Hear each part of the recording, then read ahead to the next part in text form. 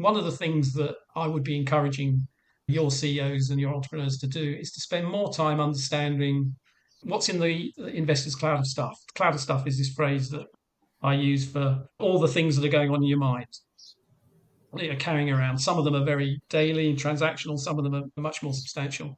But those relationships, I find, can be very superficial. That you have a template of what you think a private equity firm wants. That includes things like, well, they want to add value. Actually, maybe they don't. You have a template that if they're spending a lot of time, that's because they're worried. Maybe that's not. So spending time genuinely trying to understand where the firm is coming from can lead to a much richer relationship. And that also applies to the individual. So in this case, I mean, this was a chairman you were talking about rather than the actual private equity investor. But, what's his personal situation? Is he worried about something? So with a private equity investor, he was for also example, he was also an investor. He was the lead. He was the investor. Yeah. He was the chairman and the investor as well, which I think is something we could also talk about. Is positioning on boards as well with this stuff. But and I think you're right.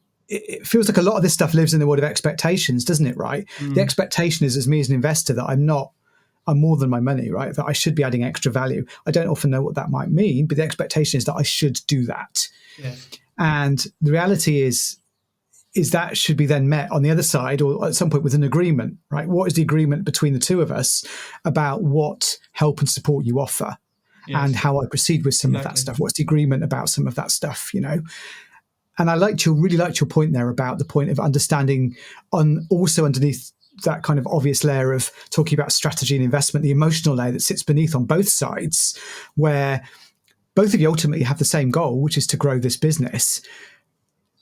The reality, there's lots of emotions involved in that in both sides. You've both got skin in the game. You've both got lots to lose.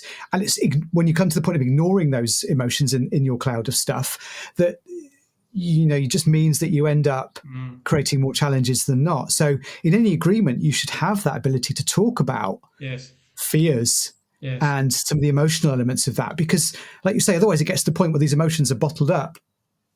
Yeah. And then suddenly you have these controlled explosions, which can be a reset, but aren't always helpful.